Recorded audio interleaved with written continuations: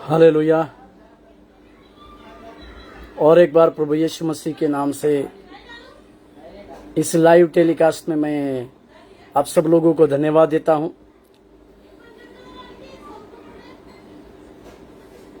हमारे लिए प्रार्थना करने वाले और हमारे जीवन के लिए सब कुछ देने वाले उस महान परमेश्वर के नाम से आप सभी प्रार्थना योद्धाओं को खास तौर से मैं परमेश्वर के पवित्र नाम से धन्यवाद देता हूं। आप सभी लोगों के प्रेम के लिए धन्यवाद। परमेश्वर हमारे जीवन में लगातार भलाई की बातों को करता है, क्योंकि वो भलाई की बातों को करने वाला परमेश्वर है। इसी के लिए रोमियो का पत्री में इस प्रकार से लिखा हुआ है, सारी बातें मिलकर भलाई को उत्पन्न करती है। वो परमेश्वर ये है हमारे जीवन में, सारी बातों को मिलकर वो भलाई की उत्पन्न करने वाला पवित्र परमेश्वर है। आज हम सच्चे प्रेम इस विषय के बारे में कुछ बातों को जो बाइबल हमारे लिए कहती है उस विषय के बारे में हम कुछ बातों को समझे, कुछ बातों को जानने के लिए कि सच्चा प्रेम इस खासतौर से देखा जाए तो सच्चे प्रेम के लिए हर एक व्यक्ति खोजता है। किसी को माँ बाप के प्यार में की सच्चाई अच्छा नहीं मिलती, या उसको सच्चाई की बातों को अनजान रहता है, या कोई अपने आज के इस युग में हर कोई सच्चे प्यार की तलाश खोजता है। परंतु कई साल पहले एक व्यक्ति हमारे जीवन के लिए एक आशीष का कारण बना। उस व्यक्ति ने हमारे लिए अपना सब कुछ दे दिया, हमारे अपराधों को लेकर हमें उस आशीष की डेस्टिनी में पहुंचाया। उस महान परमेश्वर के बारे में हम कभी सोचते नहीं। यहां तक कि सबोपदेशक का लेखक इस प्रकार से कहता है कि जवानी के दिनों में अपने सृजनहार को स्मरण कर। इसका मतलब एक सृजनहार हम इस प्रकार से पाए हैं, या इस प्रकार से उसको देखते हैं जो हमें सबसे ज्यादा प्रेम करता है। बाइबल इस प्रेम के बारे में क्या कहती है, इसके विषय में कुछ बातों को हम देखने वाले। मेरे साथ खोलिएगा बाइबल का सबसे जाना पहचाना वचन, जो कई बार हम संडे स्कूल के बच्चों को पढ़ाते हैं, कई बार हम परमेश्वर के इस वचनों का अभ्यास भी करते होंगे, कई बार परमेश्वर की इस बातों को हम हमारे जीवन में देखे होंगे, पर इस विषय की सबसे बड़ी बात आज हम समझने पाए। प्रभु के नाम की महिमा और प्रशंसा होने पाए। यूहन्ना रचित सुसमाचार उसके 3 अध्याय के 16वें भाग, इस वचन को अगर हम देखेंगे तो इसे आधा बाइबल कहा जाता है। इस वचन को आधा बाइबल कहा जाता है।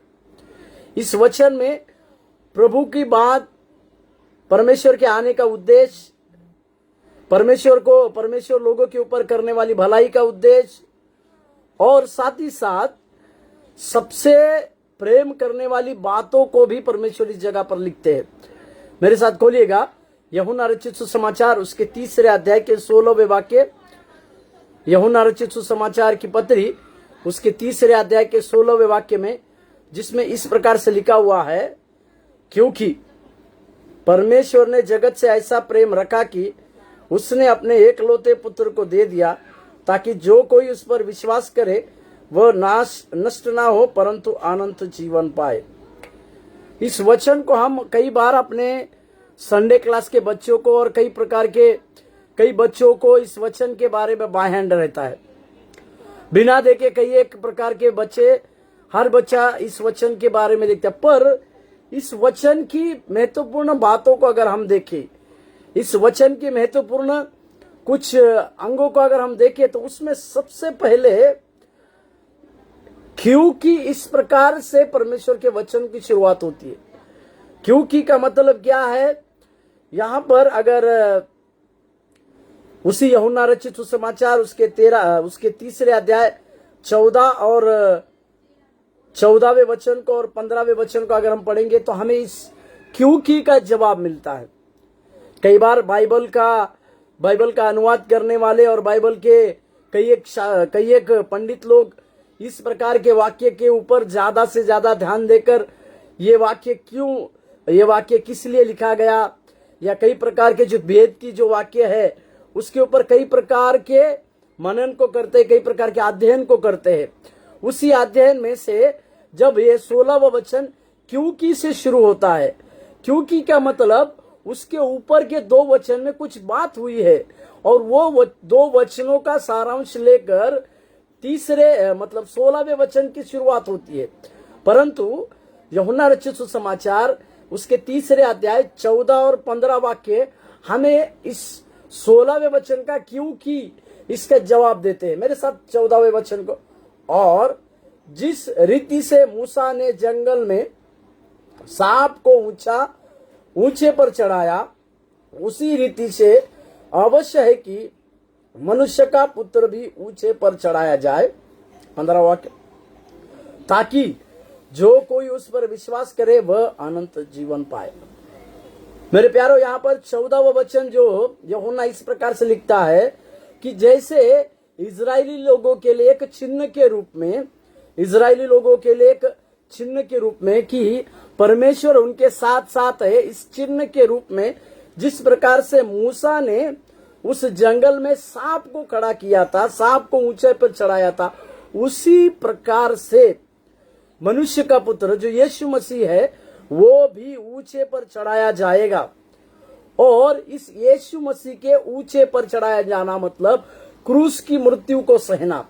और क्रूस की मृत्यु को सहने का मतलब, क्यों यीशु मसीह क्रूस की मृत्यु को सहना है, तो उस क्रूस की मृत्यु के द्वारा जो लोग उस क्रूस की मृत्यु को विश्वास करते हैं, जो लोग इस यीशु मसीह के क्रूस की मृत्यु की बातों को अच्छे से समझते हैं, यीशु के उस क्रूस रोहन पर विश्वास करते हैं, ऐसे लोगों को अनंत जीवन की बातें मिले।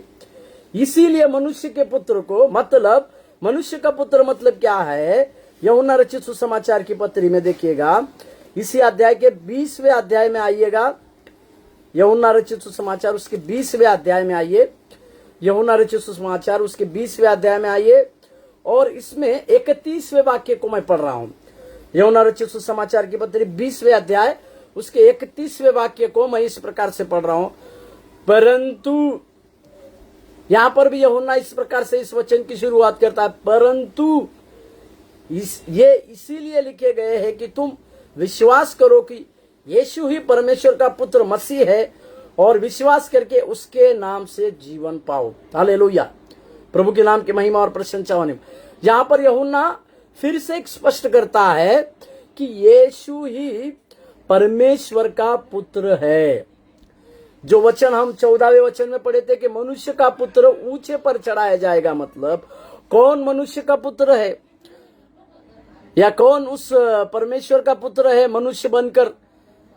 यहां तक कि यहां पर लिखा हुआ है परमेश्वर का पुत्र मसीह यीशु है, उसके नाम पर, जो उसके नाम पर विश्वास पाते हैं, विश्वास करते हैं, उनके लिए एक जीवन रखा है। मनुष्य का पुत्र कौन है? जो परमेश्वर के पुत्र, जिसे परमेश्वर का पुत्र कहा जाता है। मनुष्य का पुत्र मतलब क्या है? मेरे साथ खोलिएगा यूहन्ना रचित सुसमाचार की पत्री उसके पहले अध्याय, यूहन्ना रचित सुसमाचार उसके पहले अध्याय और उसके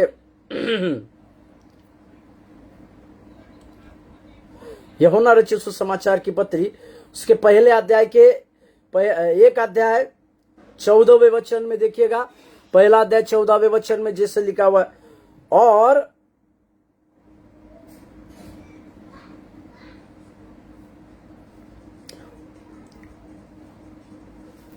वचन देहधारी हुआ और अनुग्रह और सच्चाई से परिपूर्ण होकर हमारे बीच में डेरा किया, और हमने उसकी ऐसी महिमा देखी जैसी पिता के एकलौते की महिमा। Hallelujah, hallelujah.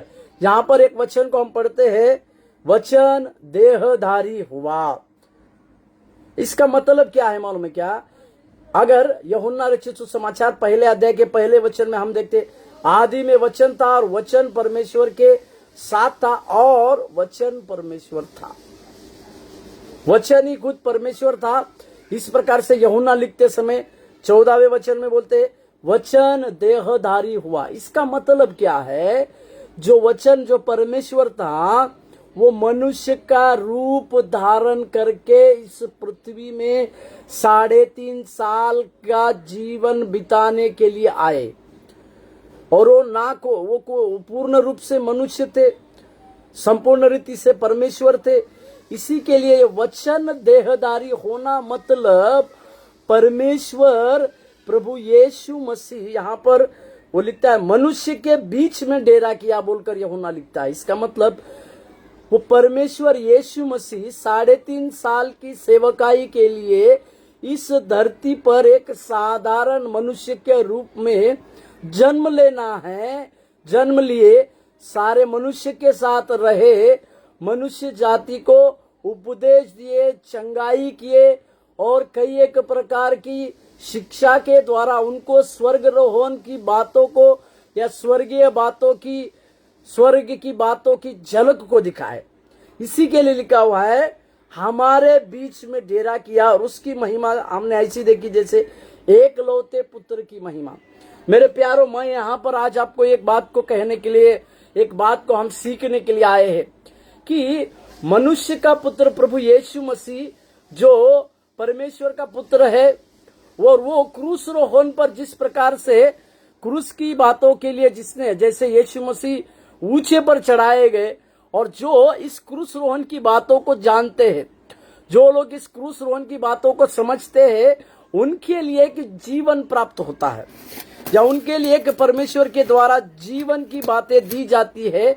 इस विषय को हमें और आपको समझाने के लिए कुछ बातों को याद करने की आवश्यकता है। उस वचन के हम अध्ययन कर रहे थे यूहन्ना के 3 अध्याय के 16वें वचन। उस वचन के 3 भागों को अगर मैं करूं, मेरे साथ खोलिएगा यूहन्ना रचित सुसमाचार 3 अध्याय के 16वें वचन। इस वचन के मैं अगर 3 भाग आपको दिखाऊं, सबसे पहला भाग जो है परमेश्वर का इस जगत से प्रेम करना। हम सब लोग जानते हैं मलाकी की किताब तक परमेश्वर ने अपने लोगों को बचाने के लिए, परमेश्वर ने अपने लोगों को पाप से छुड़ाने के लिए कई एक राजाओं को भेजा, कई एक संत लोगों को भेजा, कई एक न्यायियों को भेजा, कई एक छोटे भविष्यवक्ताओं को भेजा, कई एक बड़े भविष्यवक्ताओं को भेजा। इन सारे लोगों को भेजने के बाद जब पुराने नियम का मलाकी का किताब आता है, उस समय परमेश्वर मलाकी की किताब और मत्ती के किताब का अंतर 400 साल का है। इस 400 साल के बीच में परमेश्वर जो है किसी भी राजा को नहीं भेजा, किसी भी न्यायी को नहीं भेजा, किसी भी भविष्यवक्ता को नहीं भेजा, किसी भी बड़े भविष्यवक्ता या छोटे भविष्यवक्ता को, किसी संत व्यक्ति को, किसी को भी नहीं भेजा। परंतु इसी के चलते 400 साल तक लोगों की दृष्टि इस प्रकार से होगी कि हमारे लिए अभी छुड़ौती का कारण बनने के लिए कौन आएगा। इस प्रकार से सभी लोगों को किसी भी प्रकार की बातें पता नहीं थी। उसी समय में परमेश्वर ने अपने लोगों के जीवन में भलाई की बातों को किया। इसी के लिए यशायाह इस बात की गवाही को देता है, यशायाह इस बातों की भविष्यवाणी की पूर्ति करता है। यशायाह का पत्री 9वें अध्याय के 6वें वाक्य में, यशायाह का पत्री 9वें अध्याय के 6वें वाक्य में, क्योंकि हमारे लिए एक बालक उत्पन्न हुआ, हमें एक पुत्र दिया गया और प्रभुता उसके कंधे पर होगी और उसका नाम अद्भुत शक्ति करने वाला, पराक्रमी परमेश्वर, अनंत काल का पिता और शांति का राजकुमार रखा जाएगा। Hallelujah, hallelujah. प्रभु के नाम की महिमा और प्रशंसा होने पाए। यहाँ पर यशायाह यीशु मसीह के जन्म की भविष्यवाणी को करता है। वहां पर वो कहता है कि हमारे लिए एक बालक उत्पन्न होगा, हमारे लिए एक पुत्र दिया जाएगा और प्रभुता उसके कंधे पर होगी, उसका नाम अद्भुत पराक्रम करने वाला, वो अनंत काल का पिता, शांति का परमेश्वर रखा जाएगा। इसका मतलब जो बातें लोगों के जीवन में समझ नहीं पा रहे थे कि अभी हमारे लिए कौन, किस प्रकार का व्यक्ति आएगा, परंतु परमेश्वर ने इस जगत से प्रेम करने के चलते अपने एक लौते पुत्र को ही, जो परमेश्वर का सर्वश्रेष्ठ पुत्र था, और एक वचन, उत्पत्ति की पत्री का पहला अध्याय का पहले वचन को जब हम ध्यान से पढ़ते हैं तो वहां पर एक बात को हम देखते हैं, आदि में परमेश्वर ने आकाश और पृथ्वी की सृष्टि की। और आदि शब्द को इब्रू भाषा में पेरिशिश इस प्रकार से कहते हैं। इसका मतलब पिता ने अपने पुत्र को क्रूस पर चढ़ाने की बातें इस पृथ्वी बनाने से पहले ही किया था। प्रभु के नाम की महिमा और प्रशंसा होने पाए। इसी के लिए ये योजना जो है इस धरती बनाने के पहले ही हो चुकी थी पिता के द्वारा।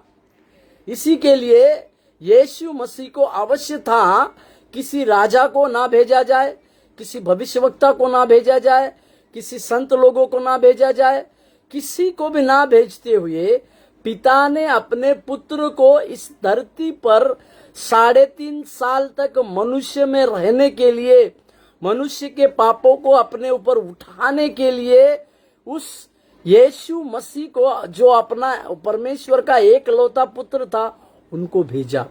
इसी के लिए यूहन्ना के 3 अध्याय के 16वें वचन में जब हम अध्ययन करते हैं तो सबसे पहला परमेश्वर ने जगत से किया हुआ प्रेम को देखते हैं। उस समय जगत क्या था? जगत प्रेम से विरहित था। जगत में कई एक प्रकार की दुष्टता भरी हुई थी, कई एक प्रकार के अंधकार की बातें भरी हुई थी। कई लोग अपने अपने जीवन में मस्त थे। उसमें भी इस गलत संसार में रहने वाले लोगों के ऊपर भी परमेश्वर अपने प्रेम की बातों को वहां पर लोगों के लिए देता है। दूसरा बात जो है, अपने एकलौते पुत्र को देना। हालेलुया। बाइबल बतलाती है जो पाप से अनजान था उसे पाप बनाकर परमेश्वर ने भेजा। इसका मतलब दूसरी चीज इसी वचन में अगर हम देखते हैं, एकलौते पुत्र को देना। प्रभु के नाम की महिमा और प्रशंसा होने पर दे दिया, उसको क्रूस के लिए दे दिया, इस प्रकार से मैं कहूं। और तीसरी बात है, जो इस यीशु मसीह के ऊपर विश्वास करते हैं वे नष्ट नहीं होंगे, अनंत जीवन को पाते हैं। यानी अनंत मनुष्य के लिए अनंत जीवन की बातों को देने के लिए भी परमेश्वर ने योजना को रखी। इस यीशु मसीह के बारे में इस प्रकार से लिखा हुआ है, यीशु का धरती पर जन्म लेने का कारण क्या था? मत्ती रचित सुसमाचार उसके 1 अध्याय के 21वें वाक्य में अगर हम पढ़ते हैं तो मत्ती रचित सुसमाचार उसके पहले अध्याय उसके 21वें वाक्य में अगर हम पढ़ते हैं तो मत्ती रचित सुसमाचार उसके 1 अध्याय के 21वें वाक्य में, वह पुत्र जनेगी और तो उसका नाम यीशु रखना, क्योंकि वह अपने लोगों को उनके पापों से उद्धार करेगा। यहां पर वाक्य उनके पापों से उद्धार करेगा। इसका मतलब यीशु मसीह को क्रूस पर देने की योजना जब बन रही थी, उसमें सबसे श्रेष्ठ बात यह थी कि यीशु मसीह के द्वारा ही सारे लोगों को, अपने लोगों को पापों से उद्धार करने की बात। प्रभु के नाम की महिमा और प्रशंसा होने पाए। लोगों को पापों से मुक्ति पाने की, पापों से उद्धार कराने की बात के लिए ही यीशु मसीह का जन्म हुआ बोलकर हम इस बातों को देखते हैं। परमेश्वर के नाम की महिमा और प्रशंसा हमारे साथ होने पाए। इस प्रकार से इस तीसरे 16वें वचन की बातों को जब हम देखते हैं, आज विश्व भर में जो प्रेम के चलते या प्रेम की बातों के लिए गड़बड़ियां मची जाती है, या कई एक अपने आप को अकेला महसूस करते हैं, या कोई मुझसे प्रेम नहीं करता है, इस प्रकार की बातों को देते हैं। परंतु प्रेम, इस बारे में हमें बाइबल कुछ बातों को दिखाती है। वो एक प्रेम है पिता का, जिसने अपने पुत्र को पाप बनाकर इस धरती पर छोड़ दिया 3.5 साल के लिए।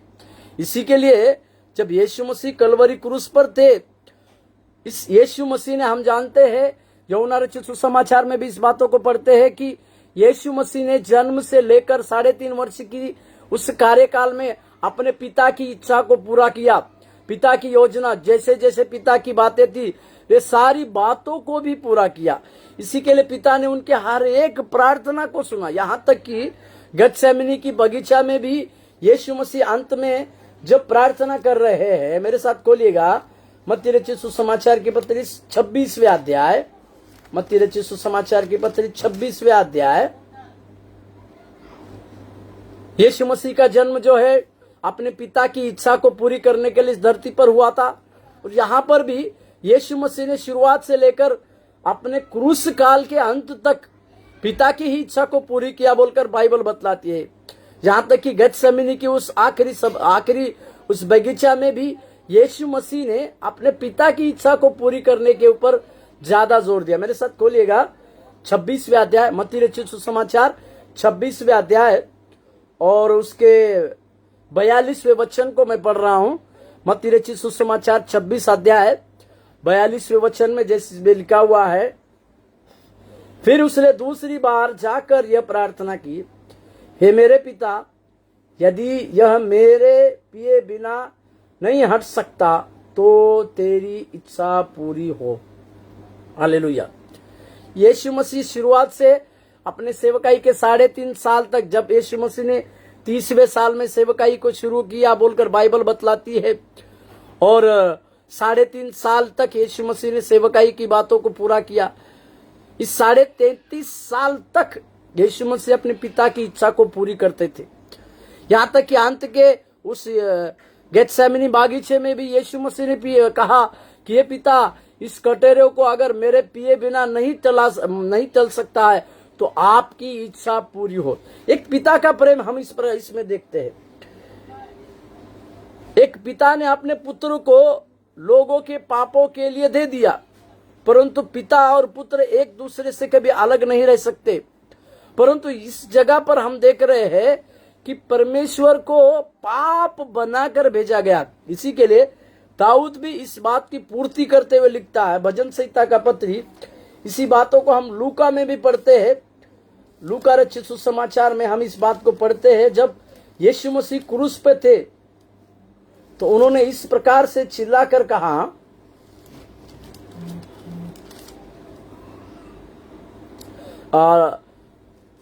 लूका रचित सुसमाचार की पत्री 23वें अध्याय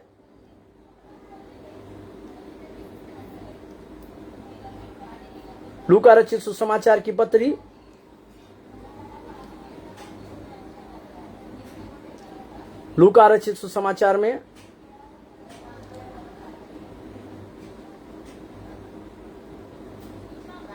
23 अध्याय के 46वें वाक्य को देखिए। लूका 23 अध्याय के 46वें वाक्य में, और यीशु ने बड़े शब्द से पुकार कर कहा, हे पिता, मैं अपनी आत्मा तेरे हाथों में सौंप देता हूं। प्रभु के नाम की महिमा और प्रशंसा होने पाए। यहां पर भी हम इस बातों को पढ़ते हैं कि यीशु मसीह ने अपनी आत्मा को पिता के हाथ में दिया बोलकर देखते हैं। प्रभु के नाम की महिमा और प्रशंसा होने पाए। इसी बात को अगर मत्ती का समाचार में अगर देखते हैं तो वहां पर एक वाक्य को, यीशु मसीह जब क्रूस रोहन में थे तो वहां पर उन्होंने इस बात की ओर ध्यान देकर कहा,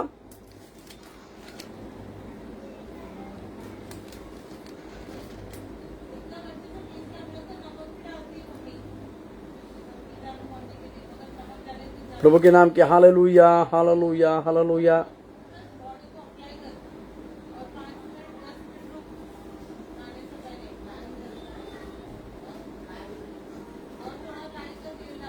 यीशु मसीह ने अपने इस बातों को कहा, येलो येलोई नम सब खतनी, इस प्रकार से, जिसको भजन संहिता 22वें अध्याय में राजा दाऊद ने लिखा। भजन संहिता 22वें अध्याय के पहले वचन में जैसे दाऊद ने लिखा, हे मेरे परमेश्वर, तूने मुझे क्यों छोड़ दिया। हालेलुया। इसी बात को यीशु मसीह ने भी कहा, हे मेरे परमेश्वर, हे एलोई एलोई नम सब खतनी, मतलब हे मेरे परमेश्वर, तूने मुझे क्यों छोड़ दिया। एक पिता से अलग होने की बातें, एक पिता से दूर होने की बातें यहां पर हम देखते। पुत्र पिता से अभी दूर हो रहा है, उस दुख की बातों को हम यीशु मसीह में देखते हैं। और इसी की बातों को हम कुछ देखेंगे कि एक पिता का प्रेम यानी सच्चा प्रेम क्या है, इसके विषय में हम आज कुछ देखते हैं। मेरे साथ खोलिएगा पहला यूहन्ना का पत्री 4 के 8वें वाक्य में। पहला यूहन्ना का पत्री उसके 4 अध्याय के 8वें वाक्य में पहला यूहन्ना 4 अध्याय के 8वें वाक्य में, पहला यूहन्ना 4 अध्याय के 8वें वाक्य में, जो प्रेम नहीं रखता वो परमेश्वर को नहीं जानता, क्योंकि परमेश्वर प्रेम है। प्रेम की व्याख्या अगर हम करते हैं, प्रेम क्या है इसकी व्याख्या अगर हमारे जीवन में होती है, तो प्रेम मतलब क्या है? परमेश्वर ही प्रेम है, खुद परमेश्वर एक प्रेम है। इस विषय को हम हमारे जीवन में समझने की आवश्यकता है। और एक वचन पढ़िएगा मेरे साथ, पहला यूहन्ना उसके 3 अध्याय के 16वें वाक्य, पहला यूहन्ना 3 अध्याय के 16वें वाक्य में, हमने प्रेम इसी से जाना कि उसने हमारे लिए अपने प्राण को दे दी। हालेलुया। और हमें भी भाइयों के लिए प्राण देना चाहिए। इसका मतलब क्या है? हमने प्रेम किससे जाना बोलकर याकूब यूहन्ना लिखता है कि हमने प्रेम किससे जाना। प्रेम की व्याख्या या प्रेम क्या है? ये हमने उस परमेश्वर से जाना जिसने हम अपराधी थे, जिसने हम पापी थे, जो सजा के हकदार हम थे, वो सारी सजा की बातें प्रभु यीशु मसीह के ऊपर आई और उसने हमें हमारे लिए हम पर प्रेम किया। इसी के लिए उसने अपने आप को दे दिया। इसी के लिए प्रेम का सबसे श्रेष्ठ बात, प्रेम का सबसे श्रेष्ठ उदाहरण अगर हम किसी से देखते हैं तो वो है यीशु मसीह का प्रेम। हम पापी थे, हम अपराधी थे, हम उस नरक के भागीदारी थे, परंतु परमेश्वर ने हमें उस नरक से अनंत काल का जीवन देने के लिए अपने आप को सौंपा और उसने अपने एक एक लहू के कतरे से हमें मोल ले लिया। एक वचन को पढ़िएगा, कुलुसियों का पत्री उसके 1 अध्याय उसके 13वें वाक्य और 14वें वाक्य। कुलुसियों का पत्री 1 अध्याय 13वें वाक्य और 14वें वाक्य में, उसी ने हमें अंधकार के वश से छुड़ाकर अपने प्रिय पुत्र के राज्य में प्रवेश कराया, जिसमें हमें छुटकारा अर्थात पापों की क्षमा होती है। हालेलुया। मतलब 13वें वचन में अंधकार के वश में से छुड़ाकर अपने प्रिय पुत्र के राज्य में प्रवेश कराया। इसी को कहते हैं प्रेम। अपने पुत्र के राज्य में प्रवेश कराया ताकि हम उस राज्य के वारिस नहीं थे, हम उस राज्य में रहने लायक नहीं थे, परंतु यीशु मसीह के द्वारा हम उस राज्य में पहुंच जाते हैं। इसी के लिए यूहन्ना का 14:6 अगर हम देखते हैं तो उसमें इस प्रकार से खुद स्वयं यीशु मसीह ने कहा, यूहन्ना रचित सुसमाचार 14वें अध्याय उसका 6वां वचन, यीशु ने उससे कहा, मार्ग सत्य और जीवन मैं ही हूं, बिना मेरे द्वारा पिता के पास कोई पहुंच नहीं सकता। यीशु वो मार्ग बना हमारे लिए जो स्वर्गरोहण को जाता है। यीशु वो हमारे लिए मार्ग बना जो अनंत काल का जीवन देने के लिए होता है। यीशु हमारे लिए वो मार्ग बना जो हमें शांति की ओर लेके जाता है। यीशु हमारे लिए वो मार्ग बना जो हमें कई प्रकार की बातों से छुड़ा सकता है। इसी के लिए हमारे जीवन में यीशु मसीह ही वो एक प्रकार की सीढ़ी है, या यीशु मसीह ही हमारे लिए एक सच्चा प्रेम की बातों को देने वाला वो प्रेमी दाता है। इस बात को हम समझने पाए। और एक वचन रोमियो का पत्री जिस 5वें अध्याय के 8वें वचन को देखिएगा। रोमियो का पत्री 5वें अध्याय के 8वें वचन में, जहां पर प्रेरित पौलुस इस बात की ओर संकेत करते हैं। रोमियो का पत्री 5वें अध्याय के 8वें वाक्य में इस प्रकार से लिखा हुआ है, परंतु परमेश्वर हम पर अपने प्रेम की भलाई इस रीति से प्रकट करता है कि जब हम पापी ही थे, मसीह हमारे लिए मारा गया। हालेलुया। यहाँ पर प्रेरित पौलुस परमेश्वर के द्वारा एक प्रकाशन को प्राप्त करते हैं और उस प्रकाशन की बातों से वो लिखते हैं कि परमेश्वर हमारे ऊपर अपने प्रेम की भलाई को ऐसे प्रकट करता है, जब हम पापी ही थे तो मसीह हमारे लिए मारा गया। क्योंकि हम इसी रोमियो की किताब में हम देखते हैं पाप की मजदूरी मतलब मृत्यु बोलकर 3 अध्याय में जब हम देखते हैं पाप की मजदूरी, मेरे साथ खोलिएगा रोमियो का पत्री उसके 3 अध्याय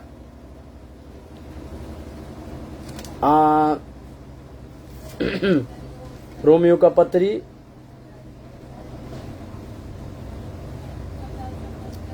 6 अध्याय के 23वें वाक्य, रोमियो का पत्री 6:23। क्योंकि पाप की मजदूरी तो मृत्यु है, परंतु परमेश्वर का वरदान हमारे प्रभु यीशु मसीह में अनंत काल का जीवन। हालेलुया। मतलब हम पापी थे, हम अपराधी थे, हमारे लिए उस अनंत काल की नरक की बातों को रखा गया था, परंतु परमेश्वर ने हमारे ऊपर प्रेम किया, परमेश्वर ने हमारे ऊपर उसकी भलाई को प्रकट किया, और भलाई को प्रकट करते हुए यीशु मसीह, हम पापी ही थे तो हमारे लिए क्रूस पर मारे गए। उन्होंने अपने लहू का एक एक कतरा हमारे लिए दे दिया, ताकि हमें उस अनंत काल के नरक से छुड़ा लिया जाए। इसी के लिए परमेश्वर की दया, हम इस बातों को स्मरण करते हैं। इसी के लिए परमेश्वर की उस बातों को हमारे जीवन से हम कभी भी मुकरने ना पाए कि हम पापी रहते समय ही यीशु मसीह हमारे लिए मारा गया है। इसी के लिए यही पौलुस जब कुरिन्थियों के 15वें अध्याय को लिखते हैं, पहले कुरिन्थियों के पत्री 15वें अध्याय और उसके 3 और 4 वचन में इस प्रकार से कहते हैं लोगों को, इसी कारण मैंने सबसे पहले तुम्हें यही बात पहुंचा दी जो मुझे पहुंची थी, कि पवित्र शास्त्र के वचन के अनुसार यीशु मसीह हमारे पापों के लिए मारा गया, गाड़ा गया, और पवित्र शास्त्र के अनुसार 3 दिन जी उठा। इसी को प्रेम की बातों को मैं कह रहा हूं। यीशु मसीह हमारे अपराधों के लिए मारा जाना, ये पवित्र शास्त्र की बातें थी। यीशु मसीह हमारे अपराधों के लिए गाड़े जाना, ये पवित्र शास्त्र की बातें थी।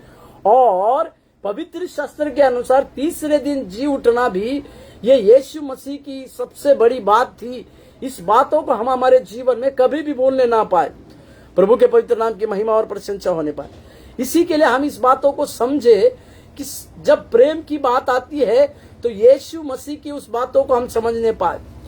जब भलाई की बातें आती है तो हम यीशु मसीह के उस प्रेम को समझने पाए, क्योंकि हम प्रेम उस यीशु मसीह के द्वारा ही सीखते हैं। क्योंकि हम प्रेम उनके उस बलिदान के द्वारा, उनके उस हम अपराध में रहने के द्वारा, हमारे अपराधों को अपने कंधों पर लेने वाले उस मसीह को हम समझते हैं। इस बात को जानने पाए।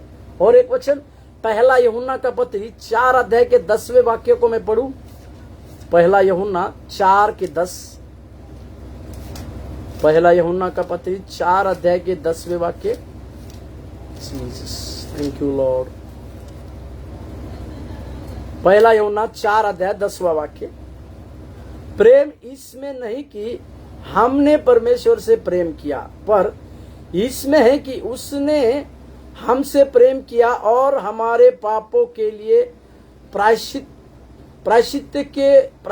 के लिए अपने पुत्र को दिया। हालेलुया। यहाँ पर याकूब भी इस बातों की पूर्ति करता है कि प्रेम ये नहीं कि हम परमेश्वर से प्रेम करते हैं, क्योंकि यूहन्ना में यीशु मसीह ने लिखा, यूहन्ना रचित सुसमाचार 15वें अध्याय के 16वें वाक्य को वहां पर देखिएगा।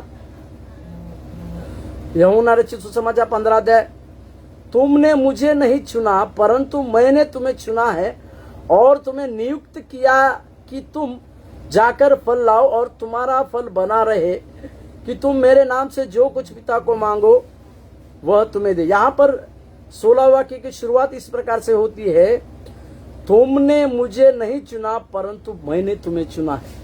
जब हम प्रेम की बातों को याद करते हैं, प्रेम की बातों को समझते हैं, तो याकूब यहाँ पर एक बात को कहता है कि प्रेम वो नहीं कि हम परमेश्वर से प्रेम करते हैं, क्योंकि वचन बतलाती है कि हमने परमेश्वर को नहीं चुना, कि परमेश्वर ने हमें चुना है। इसी के लिए प्रेम वो नहीं कि हम परमेश्वर से करते हैं, परंतु सच्चा प्रेम ये है कि वो परमेश्वर हम पर प्रेम करता है, और उस परमेश्वर के प्रायश्चित के द्वारा हम अनंत काल के जीवन के भागीदारी होते। इस विषय को हम हमारे जीवन में समझने की आवश्यकता है। प्रभु के नाम की महिमा और प्रशंसा हमारे साथ होने पाए। वो परमेश्वर यीशु मसीह हमारे लिए प्रायश्चित बना, मतलब उसी के लहू के द्वारा हम छुटकारा पा सकते हैं। जैसे यूहन्ना 14:6 में वो हमारे लिए एक मार्ग बना, उसी के द्वारा, उसके लहू के द्वारा ही हम उस स्वर्गरोहण की बातों में पहुंच सकते हैं। इसी के लिए इब्रानी का लेखक भी इस प्रकार से कहता है, बिना लहू बहाए मनुष्य के पापों की क्षमा नहीं होती। इसी के लिए यूहन्ना लिखता है, यही यीशु मसीह हमारे लिए एक प्रायश्चित्त बना, मतलब उसी के द्वारा, उसके बलिदान के द्वारा, उसके क्रूस रोहन के द्वारा हम उस अनंत जीवन की बातों में सहभागी होते हैं। और यूहन्ना रचित सुसमाचार के 1 अध्याय के 10वें वाक्य को अगर हम देखते हैं, यूहन्ना 1 अध्याय 10वें वाक्य में देखिए, यूहन्ना रचित सुसमाचार 1 अध्याय, वह जगत में था और जगत उसके द्वारा उत्पन्न हुआ और जगत ने उसे नहीं पहचाना। हालेलुया, हालेलुया, प्रभु के नाम की महिमा प्रशंसा। ये जगत में था मतलब प्रभु यीशु, जैसे मैंने कहा, प्रभु यीशु मसीह 3.5 साल की सेवकाई को एक साधारण मनुष्य के रूप में किए। कई लोगों को चमत्कारों को किए, कई लोगों को उनके जरूरत की चीजों को दिए, दुष्टात्माओं को भगाए, और कई प्रकार की सेवकाई को यीशु मसीह 3.5 साल की सेवकाई में किए हैं। और ये लिखा भी है, होना जगत उसके द्वारा उत्पन्न हुआ था। हालेलुया, ये जगत यीशु मसीह के उस शब्दों के द्वारा उत्पन्न हुआ था जो उत्पत्ति की किताब में हम पढ़ते हैं। परंतु जगत ने उसे नहीं पहचाना, क्योंकि यीशु मसीह ही उद्धारकर्ता के रूप में है। यीशु ही हमारा उद्धार करता है। इस विषय के ऊपर कई लोग अनजान रहने के चलते वे अपना उद्धार खो चुके। इसी के लिए क्या, वो जगत में आया परंतु जगत ने उसको नहीं पहचाना मतलब उन्होंने उद्धारकर्ता के रूप में आने वाले उस यीशु मसीह के प्रेम को नहीं समझा। मेरे प्यारो, हम कितने खुशनसीब है कि आज हम उस यीशु मसीह के प्रेम को समझते हैं।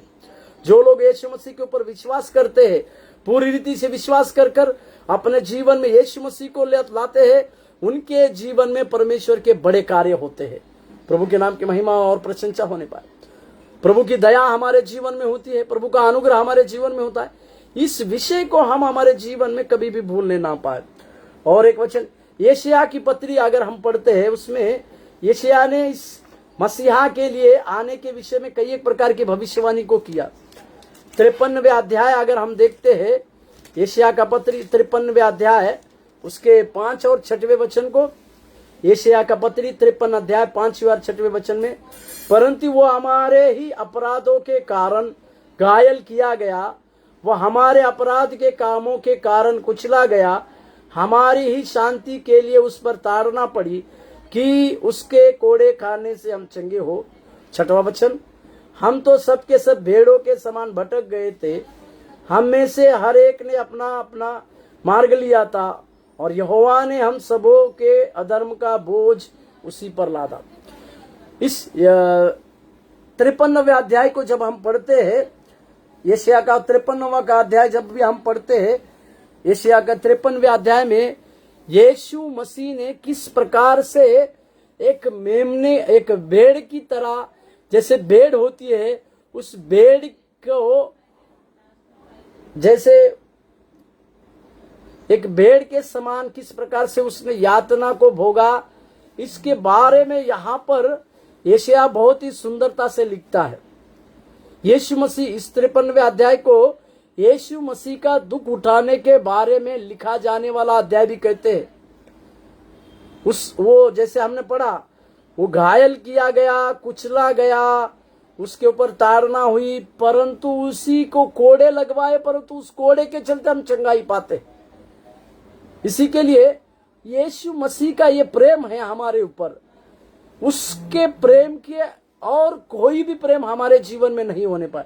और एक वचन को अगर हम पढ़ते हैं, लूका 22 अध्याय के 37वें वाक्य में, लूका रचित सुसमाचार उसके 22वें अध्याय को निकालिएगा, उसके 37 में,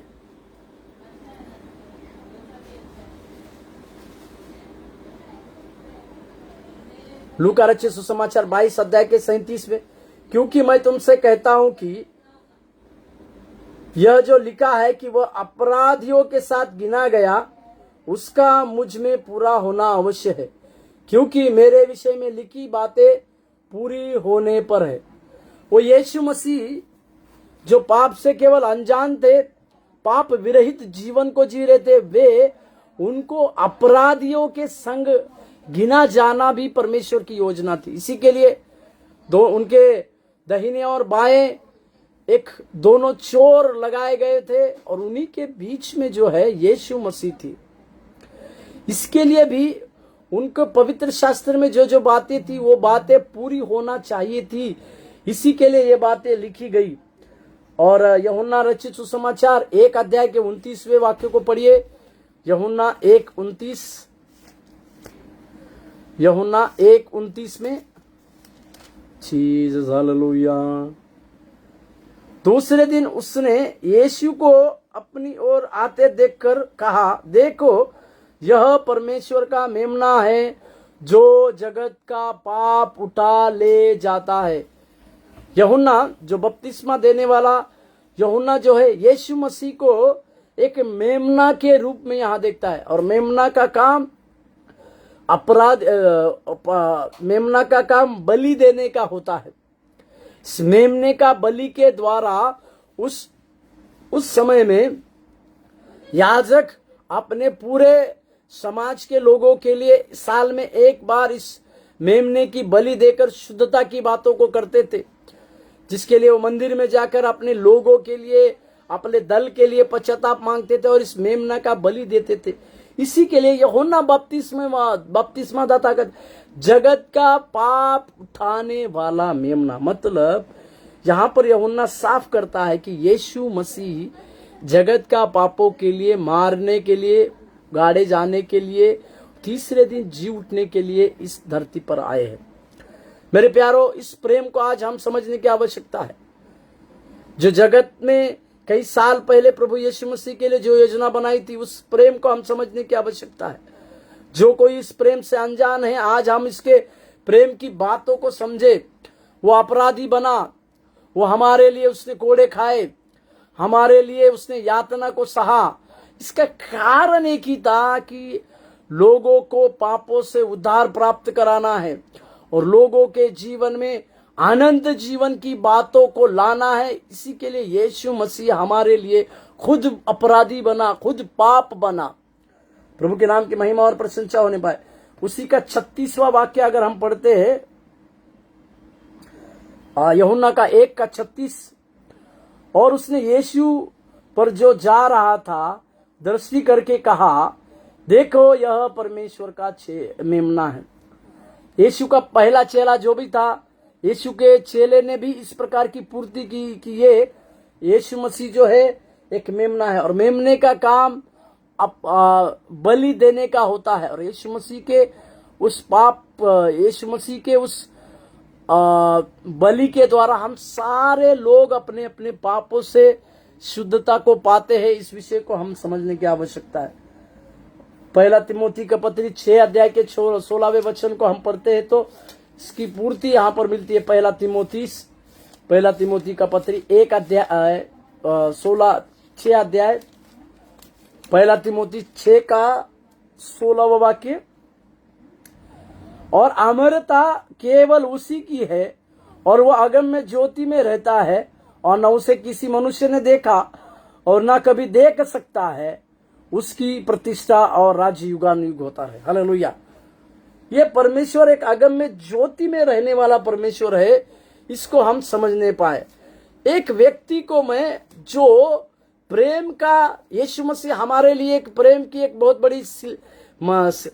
बहुत बड़े उदाहरण के रूप में हम देखते हैं कि हमारे सारे अपराधों के लिए, सारे पापों के लिए वो यीशु मसीह अपराधी बना। हम पापी ही थे तो यीशु मसीह का हमारे लिए वो क्रूस के ऊपर मरना और हमें खरीदा जाना, ये सारी बातें हमें उसके प्रेम को सिखाती है, बाकी किसी बातों को नहीं। इसी के लिए गीत को हम गाते हैं, खरीदा तूने अपने रक्त से, काम में आऊं तेरे लिए। खरीदा तूने अपने रक्त से, काम में आऊं तेरे लिए। चाहता हूं कि मैं काम में आऊं, जीवित हूं मैं तेरे लिए। उसके लहू के द्वारा हम छुटकारा पाते हैं।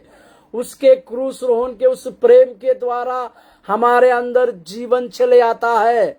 उसके क्रूस से तीसरे दिन जी उठने के द्वारा हम एक बहुत बड़ी आशा को प्राप्त करते हैं। उसके इस प्रकार से कहने के द्वारा, याव बांधो क्योंकि मैंने संसार को जीत लिया है, इस प्रकार की बातें यीशु मसीह के कहने के द्वारा जगत में हमारे जीवन में कितना क्यों ना बातें होती हो, परंतु यीशु मसीह का ये बात हमें इस प्रकार से सिखाती है कि यीशु आज भी हमारे संग संग है, क्योंकि बाइबल बतलाती है वो आज कल और युगानुयुग एक जैसा रहने वाला परमेश्वर है, और उसके प्रेम की तुलना हम किसी से नहीं कर सकते। वो एक प्रेमी परमेश्वर है। वो उसके प्रेम के द्वारा ही हम अनंत जीवन की बातों को देख सकते हैं। इसी के लिए आज जगत में हमें इस प्रकार की बातों को समझना है कि अगर सबसे श्रेष्ठ अगर प्रेम किसका है, तो हमारे लिए प्रभु यीशु मसीह ने जो प्रेम किया वो सबसे श्रेष्ठ प्रेम है, और उसके प्रेम के बदले में और कोई प्रेम नहीं है। क्योंकि यीशु मसीह हमारे लिए मारा गया, गाड़ा गया और तीसरे दिन जी उठना, यह हमारे लिए एक बहुत बड़े प्रेम की बात है। हम अपराधी थे, हमारी शिक्षा को यीशु मसीह ने लिया। हम पाप और उस कीच की दलदल की कीच में थे, परंतु प्रभु यीशु मसीह ने हमें उससे वहां से निकाल कर अपने प्रिय पुत्र के राज्य में प्रवेश कराया। इसी को कहते हैं प्रेम। आज उस यीशु मसीह के सच्चे उद्धार की बातों को हम समझने पाए। आज हम उस यीशु मसीह के पवित्र प्रेम की बातों को समझने पाए। आज हम उस यीशु मसीह के सच्चे अनुग्रह को समझने पाए। इसी के लिए यूहन्ना 1:16 में इस प्रकार से हम पढ़ते हैं। यूहन्ना रचित सुसमाचार 1 अध्याय उसके 16वें वाक्य में इस प्रकार से हम पढ़ते हैं, क्योंकि उसकी परिपूर्णता में से हम सब ने प्राप्त किया, अर्थात अनुग्रह पर अनुग्रह। प्रभु के नाम की महिमा प्रशंसा होने में ये प्रेम का अनुग्रह परमेश्वर ने हमारे ऊपर उंडेला, और उसकी प्रेम में एक बहुतायत का अनुग्रह है। और जो लोग उसके प्रेम की बातों को समझते हैं, जो लोग उसके प्रेम में खोते हैं, उनके लिए सारी बातें मिलकर प्रभु भलाई को करता है। आज के दिन में हम इस बातों को समझने पाए।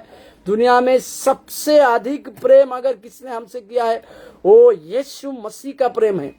और उस यीशु मसीह के प्रेम के द्वारा ही हम ना केवल हमारे पापों से छुटकारा पाते हैं, परंतु उस यीशु मसीह के प्रेम के द्वारा ही हम अनंत जीवन के सहभागी होते हैं। आइए हम प्रार्थना करें। दयानिधि, हम सबसे श्रेष्ठ प्रेम तुझ में देखते हैं प्रभु। धन्यवाद देते प्रभु जी, धन्यवाद देते परमेश्वर। तू भलाई करता है, तेरी बातों को हम धन्यवाद देते परमेश्वर। तेरे उस प्रेम के लिए धन्यवाद, तेरे अनुग्रह के लिए धन्यवाद, तेरी दया के लिए धन्यवाद, तेरे कार्य के लिए धन्यवाद यीशु। प्रभु तेरी सारी भलाई की बातों के लिए धन्यवाद देते, तेरी सहायता करने के लिए धन्यवाद, धन्यवाद देते। यीशु मसीह आपके उस प्रेम से हमें कोई अलग ना कर सके।